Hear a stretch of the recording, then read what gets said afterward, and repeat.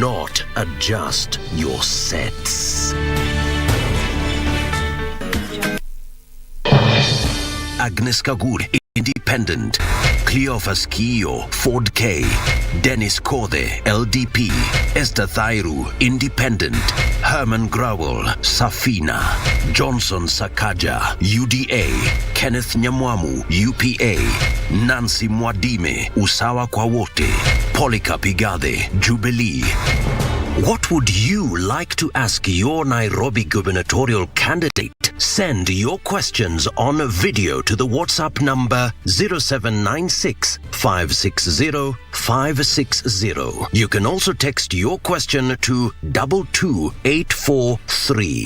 The Nairobi gubernatorial debate live from the Catholic University from 5 p.m. to 9 p.m. Monday, 11th July. Stay tuned.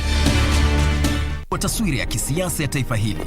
Je, hii inamaanisha nini kwako wewe mpiga kura? Kila Jumapili saa 12 jioni, jiunge nao Gladys Mungai na Harith Salim kwenye makala yetu ya Kenya ya Amua, ambapo pamoja na wadau mbalimbali watajadili na kudadavua kwa kina michakato ya uchaguzi. Fanya uamuzi wa busara. Usikose kutazama Kenya ya Amua kila Jumapili kwenye runinga uipendayo ya KBC Channel 1. I'm the photographer Black Milk. I have an exhibition in 8 weeks about how things get better with time. Darling Fluffy Kinky inspired me. I'm seeing how the twists blend with her hair over time. How she actually feels more confident. She's really more beautiful every week. That's definitely worth celebrating. Darling Fluffy Kinky. Twists that get better every day, just like you. Every day, over 15 million members are transforming Africa.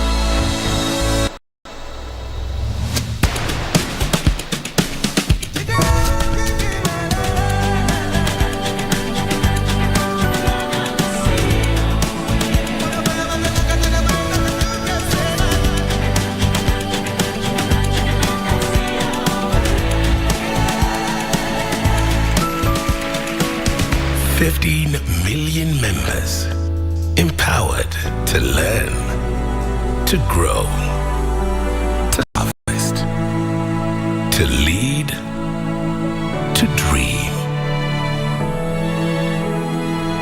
Equity. Karibu member.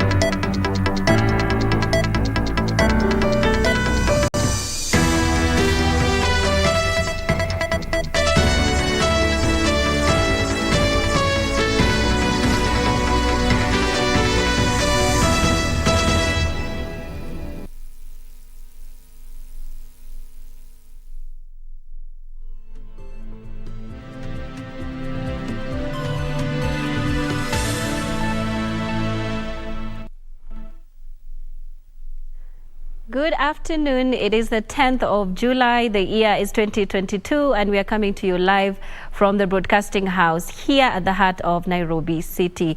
I am Nissy, Imano. Thank you so much for joining us. We do have a comprehensive bulletin that we have prepared for you with all of the latest stories that are making headlines in this country and also from across the globe. Now, we begin on the political front, where church bishops drawn from Teso North and South have urged politicians in the region to desist from making utterances that might fuel hate among communities living in the area. The spiritual leaders called for political tolerance as the nation heads to the general election next month. Led by Bishop John Okude of ACK Katakwa Diocese, the bishops condemned hate utterances spread by some members of the political class in the region. Kwamba matamshi yale yana hatari sana na pia ni sehemu na ni jio la kukanyaga ili kwamba kuleta uhasama na hata kuleta wadui katika jamii zetu. While calling for tolerance ahead of next month's elections, the church leaders urge politicians to stop spreading words that might fuel violence among communities. Penda kuomba hata katika taifa lote kwa jumla ya kwamba wanasiasa wanaogombea viti mbalimbali, iwe ni kwa ugavana, iwe ni kwa urais, waweze kudumisha amani. Jambo kubwa ambalo tunaloomba ni kwamba amani ipate kudumishwa. Meanwhile, the Gikuyu Embu Meru Association Gema has endorsed Wavinyandeti for Machakos County gubernatorial position. The members who were drawn from the different counties were hosted at Wavinyandeti's residence at the river. The Machakos governor hopeful urged politicians to be leaders of integrity and preach peace. Unataka basari ya wapi? Hapa. Unataka maendeleo ya wapi? Hapa. Unafanya biashara wapi? Hapa. Si lazima tujichunge sisi wenyewe na tuamue tupige kura vizuri, si ndio? Watu wetu ninawauliza, tutatembea pamoja? Kwa sababu sisi tunasikizana, na kama ni kupanga vitu tutapanga vitu pamoja ndio msaidike. Nikipatiana basari ya chini tutakuwa napatiana 10,000. Tafadhalini, ukisikia wanaongea waambieni hao ndio wanachukia wananchi wa Kenya, sio Wavinyandeti, sio Makao, sio mwingine. Tigiza hivyo, tigiza hivyo, tigiza hivyo. Elsewhere, Kakamega County gubernatorial candidate and United Democratic Forum party leader Cyrus Jirongo has criticized a section of leaders allied to Azimio la Umoja wa Kenya Coalition Party for propagating politics of deceit. Lakini kwa sababu tunakoseana heshima haswa kwa viongozi, tumeenda na tunaendelea kutumika kugawa jamii yetu. Wewe ukija hapa kuomba kura, nataka uombe kura na heshima. Kama tuna mtu mwingine ako chama yengine, umpatie heshima yake. Wewe ukija na watu wainge hapa, unaanza kutusi mtu wa hapa, so wanakuangalia wanaona wewe ni mjinga.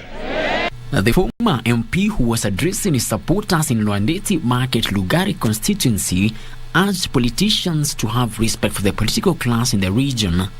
Frederick Muki for Lunchtime News.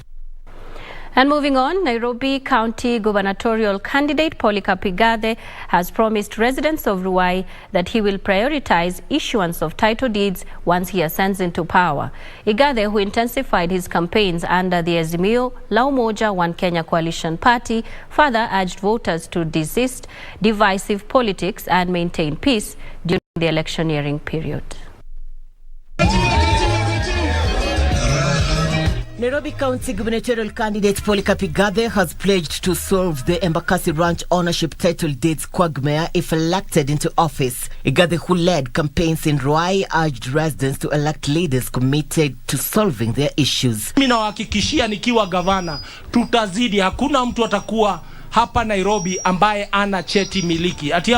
At the same time, he implored on voters to vote on a six-pace, a move he termed as one that will enhance the Azimio agenda and resist divisive politics during the electioneering period. Tusikubali kupiganishwa, tusikubali uhasama, tusikubali vita. Wangapi wamekubali tutapiga kura na tutamaliza siasa na amani.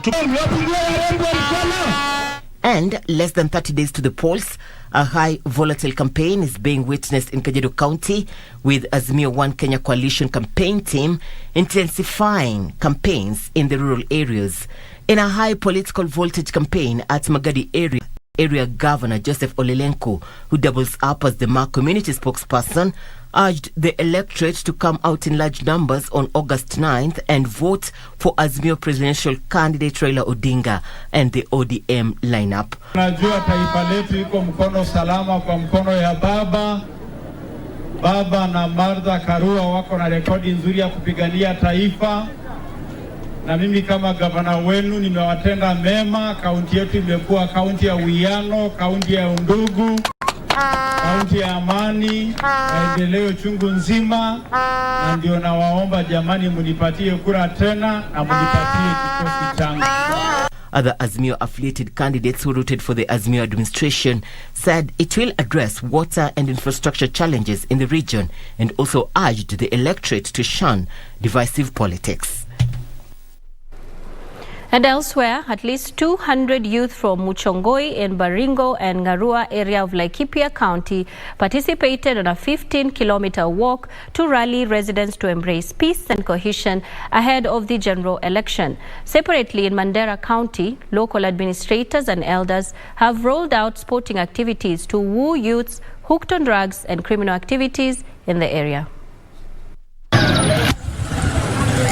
The over 200 youth from Muchongoi in Baringo and Ngarua area of Laikipia County carried posters and wore white attire to signify peace with a clarion call that stated, "Embrace brotherhood."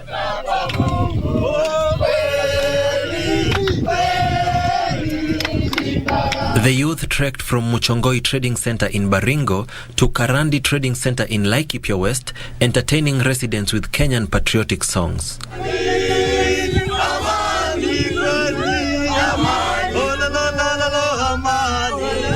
Katika maeneo yetu ya Laikipia na Baringo, mara nyingi huwa tunakabiliwa na ukosefu wa usalama. Mwezi moja ama mbili ambazo zimepita ni ya kuwa tumekuwa na hiyo shida, na watu wengi wamehamishwa makwao wakaenda katika sehemu ambazo zina usalama.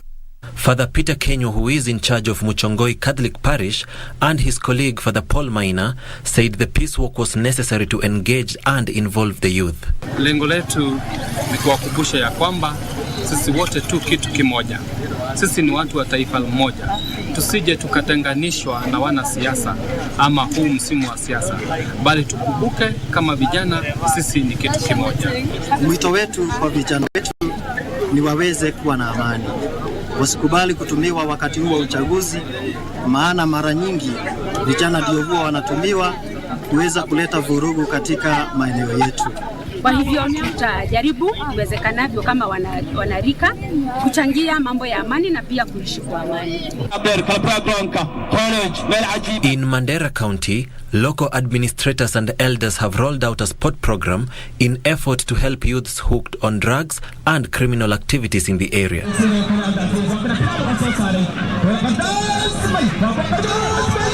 This comes after one person was killed during a football match earlier this year. The youth in Mandera County, and especially in Mandera East, are today here. That shows you that the time they could spend in other activities and drugs and those kind of things are no longer there. That is the importance of sports. Badala ya kutumia kitu ambaye haifai, hawa wanatakana ufanye kazi kitu ambaye inaweza kuleta development katika mji hii, kwa sababu badala ya kutumia drugs ama kitu ambaye sio afai, unatakana atumie kitu mchezo ama kitu ambaye inaweza kuchenga kwa nini kwa masomo yao.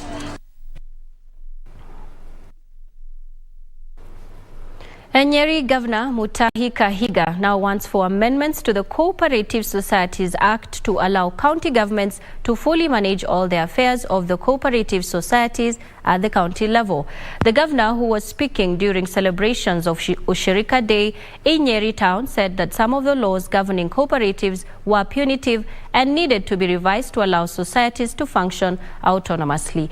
Governor Kahiga said it was unfair for the department to continue clinging on to some of the functions, yet cooperatives are devolved.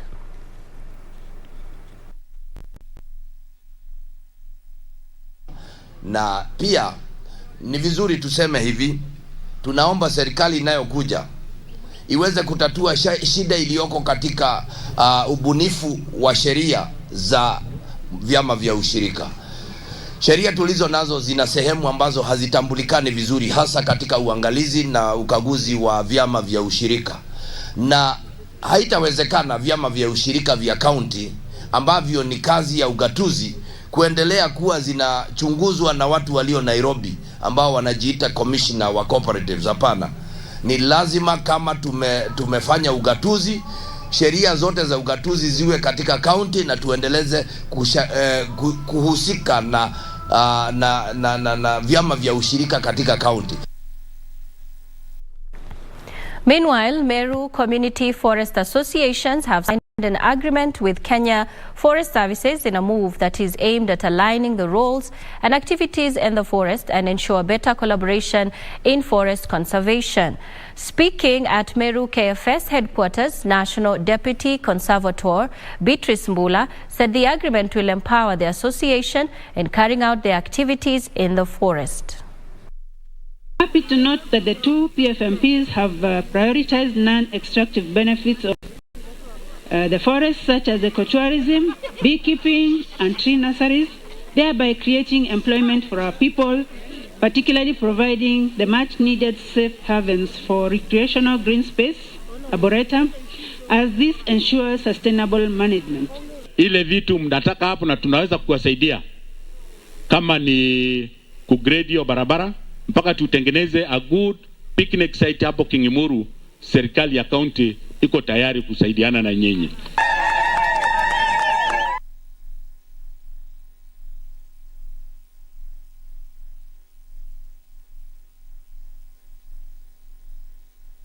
A distressed family from Wangige village in Kabete constituency, Kiambu County, is desperately seeking help to offset a hospital bill and facilitate the release of their daughter, who is detained at Kijabe Hospital. The mother, Caroline Washera Njoroge, says the family is grappling with a myriad of health tragedies, with both her husband and daughter suffering kidney failure. A cry for help. A triple tragedy for this family that resides in Wangige, Kiambu County. Duo kidney failure and joblessness. Familia yake ambao iko Maimahiu wakakaa kama wametutenga. Wakaona kama sisi ni watu wako na shida na mambo mengi. According to Caroline Washera Njoroge, her husband George Njoroge has been battling kidney failure, disease that backs back to 2004 when he was diagnosed with diabetes that deteriorated, damaging major organs of the body. Ako na degree na alikuwa anafanya kazi ya accounts, na mimi nilikuwa nafanya kazi, nilikuwa na supply vitu, nafanya kazi ya awareness ya small arms, nafanya kazi na NCCK. Hatukuwa na shida, tulikuwa tu kama Wakenya wengine vile wanakuwa. In 2019, when COVID-19 hit the country, the family was hit by yet another tragedy when their eldest daughter, Lilian Wamboi Njoroge, was diagnosed with a similar condition. The family took her through treatment in various hospitals, among them Kikuyu Mission Hospital and Kijabe Hospital, where she is still detained because of accrued bills from her long stay. Na hatuwezi kumiti hiyo pesa ya kulipa hiyo figo. Atusaidie tu hawa watoto wangu wasome. Ni anipe kazi. Na nini tafanya? Anisaidie tu na hii familia yangu. Tupate mahali pa kuishi, tule hawa watoto wangu. Na hii familia yangu mimi tutashikilia tu. Mzee akipata nafasi kidogo atafanya tu, juu ako na degree na anaweza fanya. Na mimi naweza fanya kazi. Due to financial constraints, her youngest child, who is a Form 3 student at Kiambogo High School, has been sent home for over 170,000 shillings school fees arrears. Kama tungepata kapito kidogo, sisi tungetaka kuendelea na ile kazi tunafahamu, hiyo ya kusupply hoteli, hata kufungua kibanda mahali, tuuze viazi, tuuze makaa, na tutaweza kujimudu. Feel so bad. I never imagined in my life I would reach such a stage. Na ndio I have no words to say how I feel, because I feel so bad But I have hope in the Lord that He can change things at any juncture. Moving on, farmers in Maragua constituency in Murang'a County are calling for the establishment of a fruit processing factory in the area to solve market problems for their produce. The farmers say that despite growing bananas and other fruits in large scale, they still do not have a proper mechanism for selling their produce abroad. Maragua constituency has been known all years for banana farming.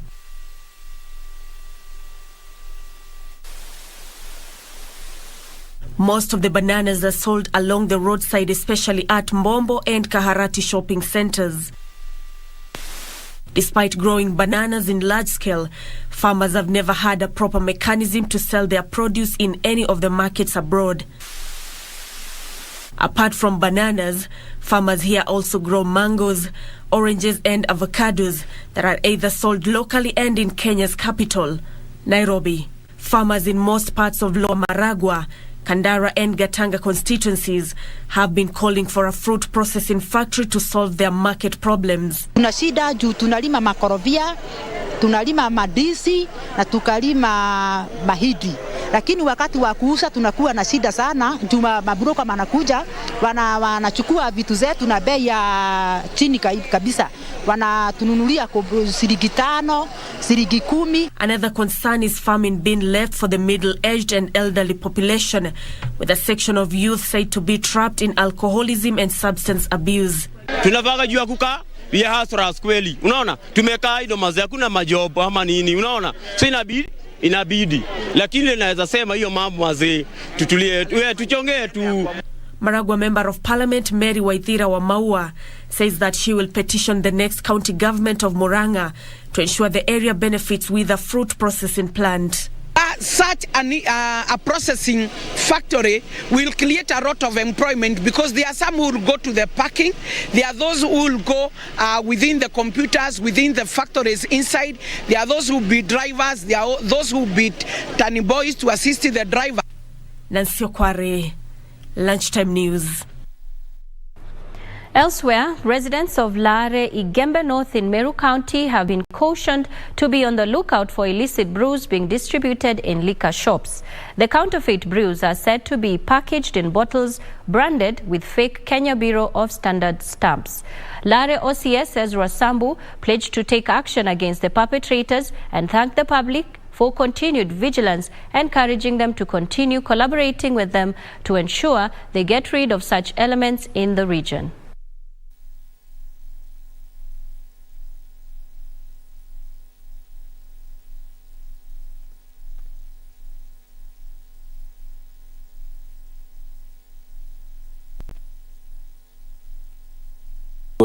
Na tukaweza kufahamia hapo kwa hiyo boma na mwenye boma akatoroka, na tukaweza kunasa boxes ambayo ni zaidi ya 50 na vifaa ambayo ni inaaminika kwamba ni zile ambayo yanatengeneza na hiyo pombe.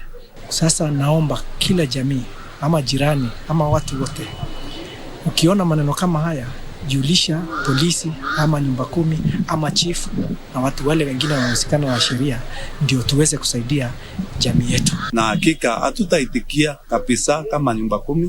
Tumesema kwamba hatutaitikia kuona uhalifu ukiendelea, ni kwa sababu ni watoto wetu wanaharibika katika community yetu. Tungependa sana tusaidiana na nyumba 10 na pia wananchi ili tuweze kupigana na hiyo mambo ya madawa ambayo pia madawa ya kulevya. Nyandarua County Government has set aside 176 million shillings to nurture talent of the youth in music, art and play. Area Governor Francis Kimemia said young people in the region have impressively proved potential in the entertainment sector.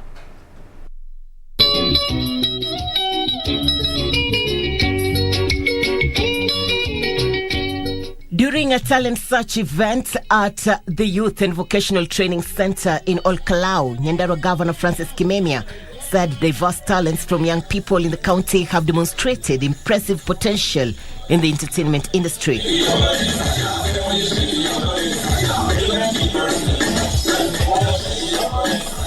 According to Kimemia, some of the activities undertaken in support of youth programs in the region have helped more than 100,000 youth to polish their talent in music, dance and play. Hata wengine wanafanya mambo ya scouting na kupeleka watalii katika kule Ambadeas. Ni vijana wetu bado ambao kwa hivyo sio tu kuimba nyimbo na arts, lakini pia ukiingia mambo ya uchumi.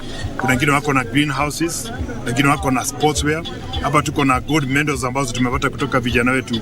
He noted that his administration is committed to supporting and developing young talents in music, performing arts, drawing, among others, in an effort to nurture them. 76.2 million shillings tutapeana wakati huu, na tuko tayari kupeana hiyo bursary kuanzia Monday.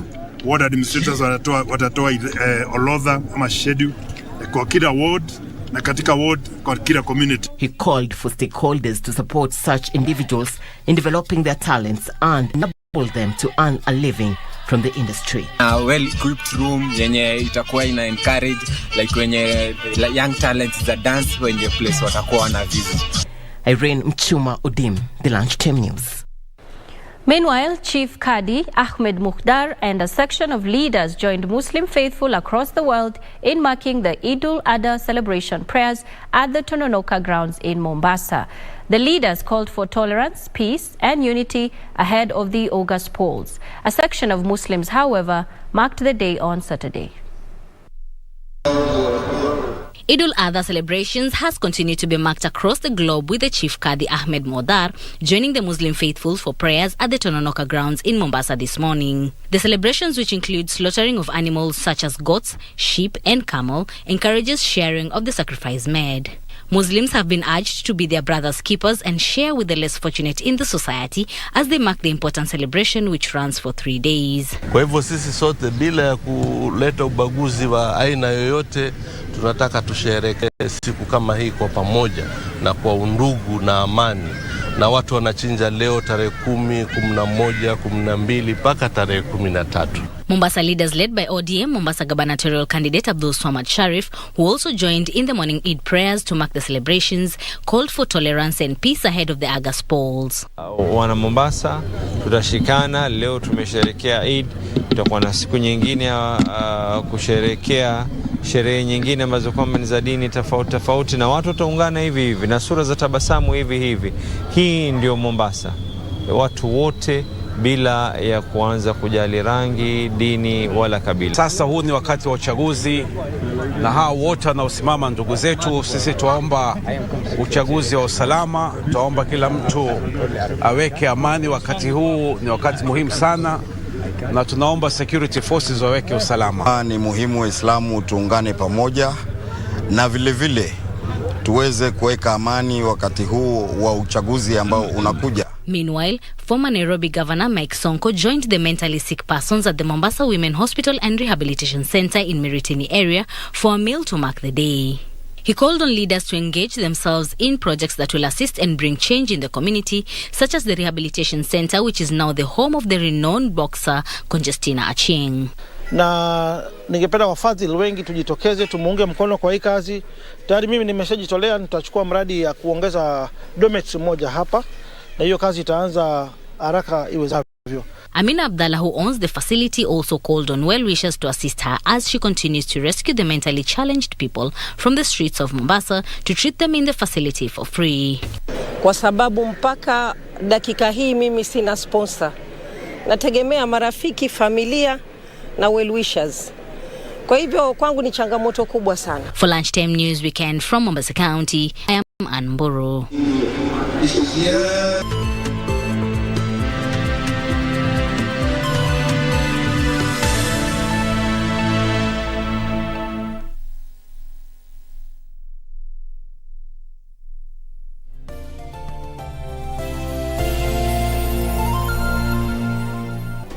Do you have a news story to share with KBC?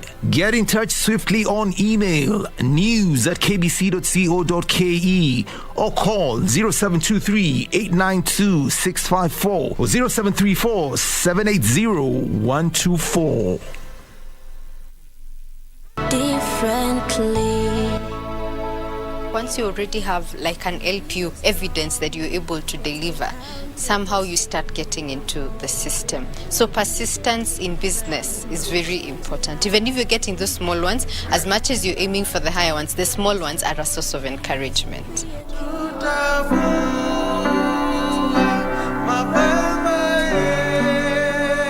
I can see the results in the students' eyes. I can see the joy that music brings to them, and that completes me. We're differently abled, differently. There's a girl who was 13 years by then. She came to my office with her mother. When she came to my office, she wanted me to assist her. I was very much concerned. Why do you want me to assist you? This 13-year-old girl had been married as a second wife. They came on Wednesday and the marriage was on Saturday. So you can feel the pressure. Funny enough, the husband was abusing her. The husband was not taking good care of her. He left her matrimonial home when she was 6 months pregnant.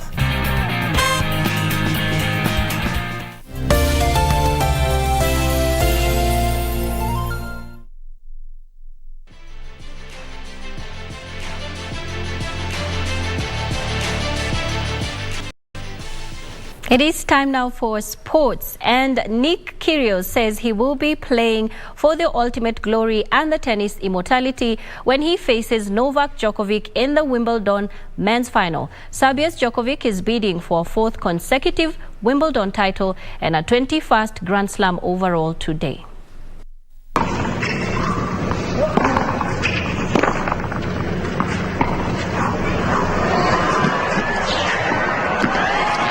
From Djokovic.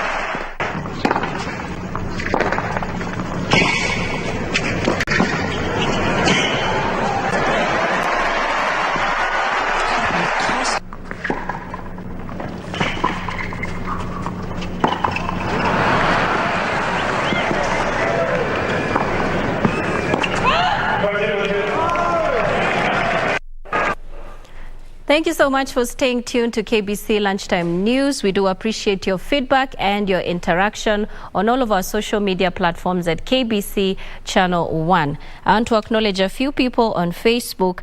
Stephen, who says he's been right here the whole time. Amidani Dida, Koipas Empire, and Gilbert King. A lot more feedback everywhere, but do appreciate your interaction, your feedback, and your time. I am Nissy Imano. Thank you. Have a good afternoon. God bless you. Enjoy the rest of your viewing.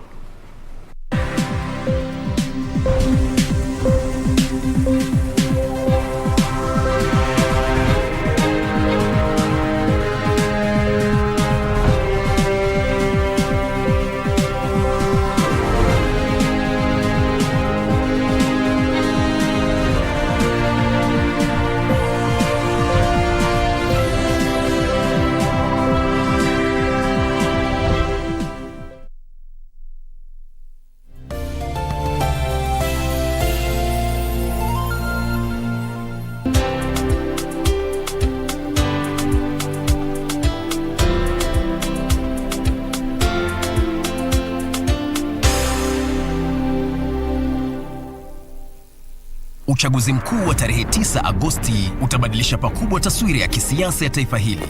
Je, hii inamaanisha nini kwako wewe mpiga kura? Kila Jumapili saa 12 jioni, jiunge nao Gladys Mungai na Harith Salim kwenye makala yetu ya Kenya ya Amua, ambapo pamoja na wadau mbalimbali watajadili na kudadavua kwa kina michakato ya uchaguzi. Fanya uamuzi wa busara. Usikose kutazama Kenya ya Amua kila Jumapili kwenye runinga uipendayo ya KBC Channel 1.